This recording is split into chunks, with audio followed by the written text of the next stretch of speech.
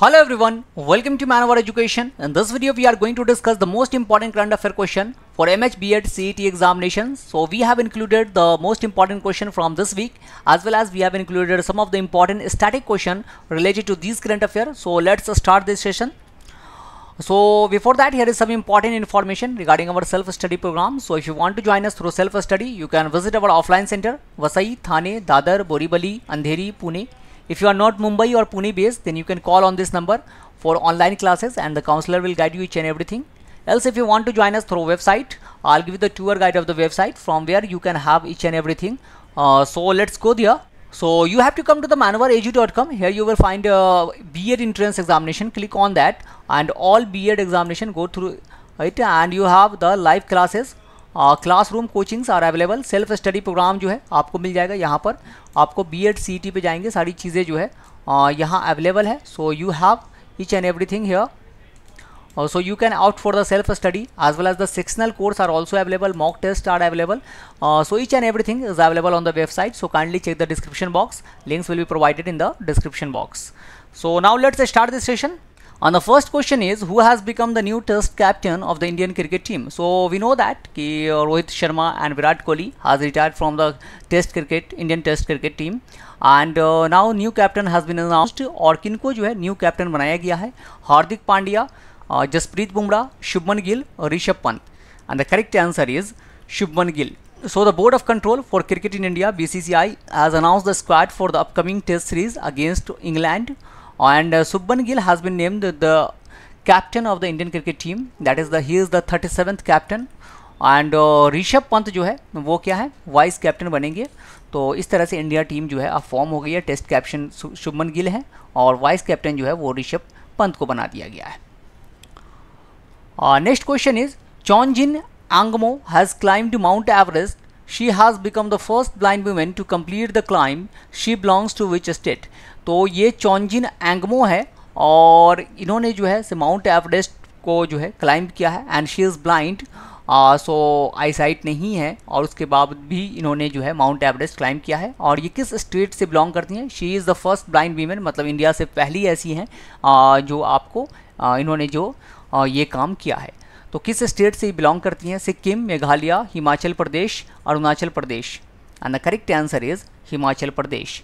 So Chonjin Angmo has become the first blind woman in India to hoist the tricolor on the peak of Mount Everest. She hails from Kinnaur district of Himachal Pradesh. She became the 5th person in the world to climb Everest despite being blind. तो ये जो है 5th person बन गई है. और we know that Mount Everest is the highest mountain peak of the world. That is 8,848 metre जो है approximately इसकी हाइट आपको देखने को मिलेगी. Next question is, which country has joined the New Development Bank? New Development Bank NDB, that is also known as BRICS bank के नाम से भी जाना जाता है. और अभी जो है इसके नए मेंबर कौन बन गए हैं NDB के? इंपॉर्टेंट क्वेश्चन है. कोई भी इंक्लूजन होता है किसी इंस्टीट्यूशन में, इंटरनेशनल बॉडी में, तो वो इंपॉर्टेंट हो जाता है. Nigeria, Algeria, Argentina, Belarus. And the correct answer is Algeria. So Algeria has formally assumed membership of the new development bank, and Algeria has become the 10th member of the new development bank. Members कौन कौन है इसके? Brazil है, Russia है, India, China, South Africa, Bangladesh, UAE, Egypt, Indonesia और Algeria. अभी Indonesia जो है वो फुल टाइम मेंबर बना है.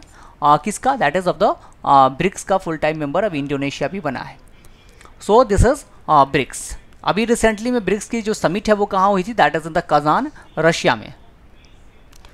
Next question is, which country has become the 4th largest country in the world?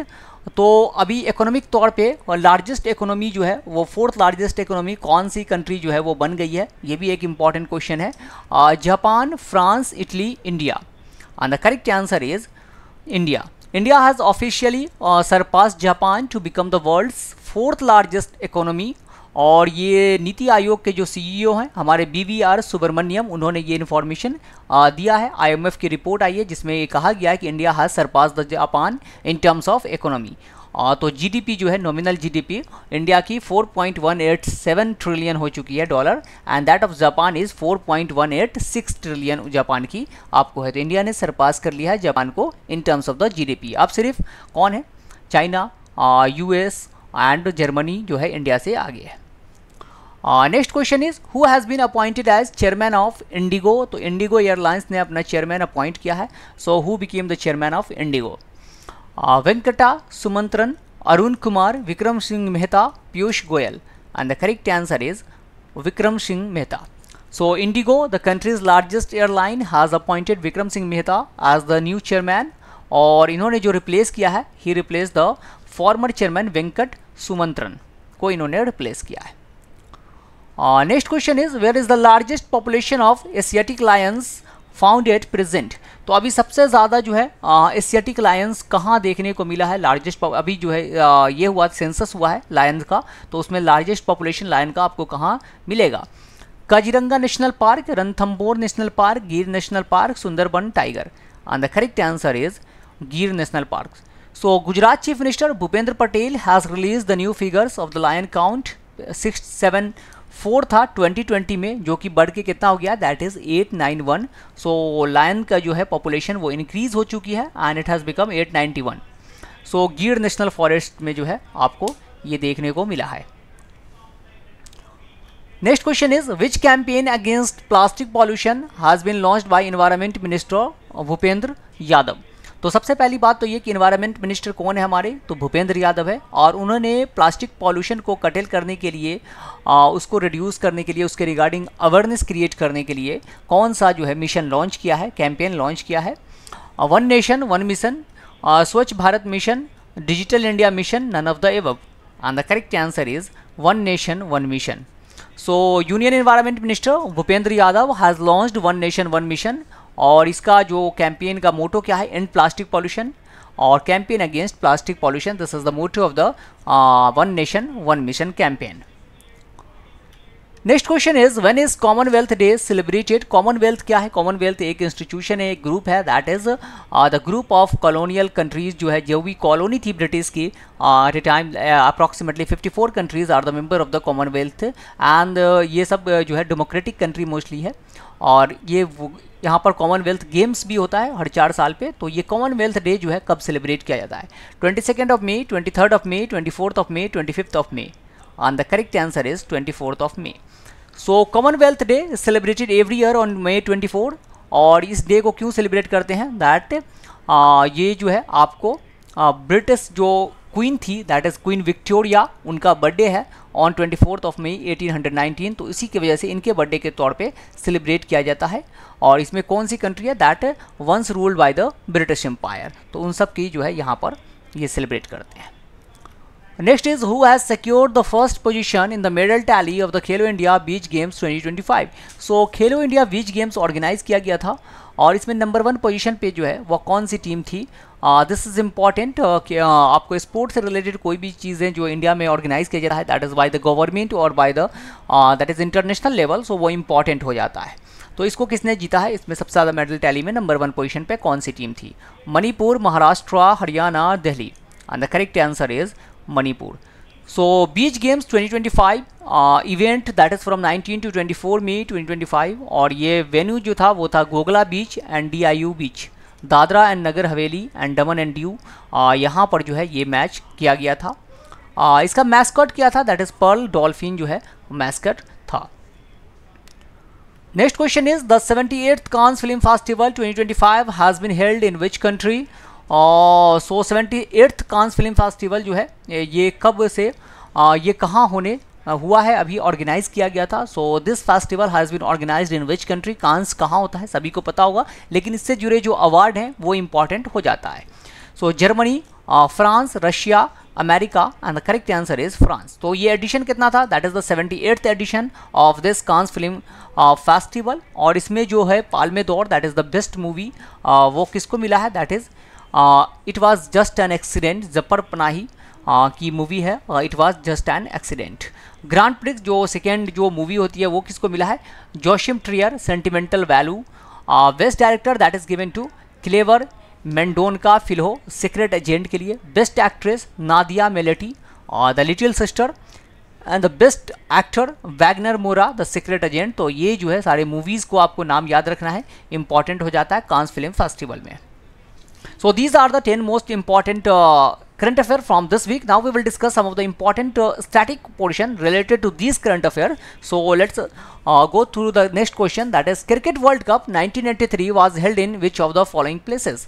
तो स्टैटिक पोर्शन हम स्पोर्ट्स से कर लेते हैं. क्रिकेट की बात हमने किया था कि अभी शुभमन गिल को टेस्ट टीम का कैप्टन बना दिया गया है. तो पहली बार जो इंडिया जीता था पहली बार वर्ल्ड कप 1983 में, ये वर्ल्ड कप ऑर्गेनाइज कहाँ किया गया था? England, Australia, West Indies, India. And the correct answer is England.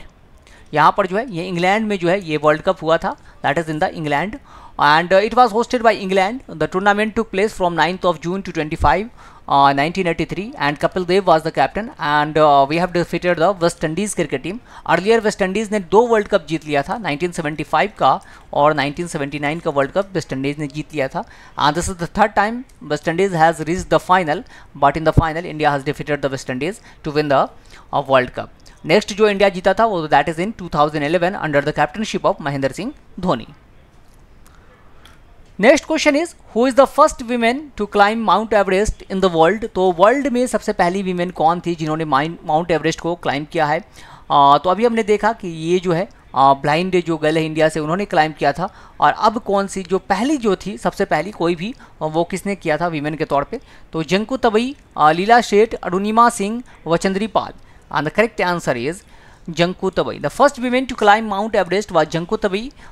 She reached the summit on May 16, 1975. और ये जो है एक जापानीज माउंटेनियर है और जिन्होंने जो है क्लाइंब किया था. इंडिया की तरफ से जो सबसे पहले पर्सन थी, सबसे पहली वीमेन थी, वो थी बचेंद्री पाल जिन्होंने माउंट एवरेस्ट क्लाइंब किया था. Next question is when was the first BRICS summit held. तो सबसे पहली बार ब्रिक्स समिट कब हुआ था?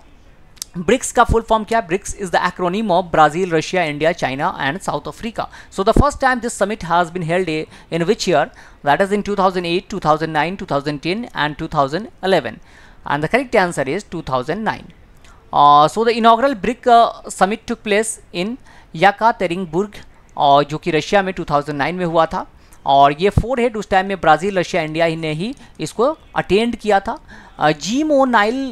Jim O'Neill was a British economist who gave the term BRIC, that is of the 4 emerging economy of the world, ये term दिया था. तो ये पहला समिट 2009 में हुआ था. Next question is Keibul Lamjao national park is located on which lake. Keibul Lamjao national park ये किस लेक पे लोकेटेड है? केबुल लामजाओ नेशनल पार्क है कहाँ? That is in the Manipur. और ये कौन से लेक पर है? Kolleru lake, Wular lake, Dal lake, Loktak lake.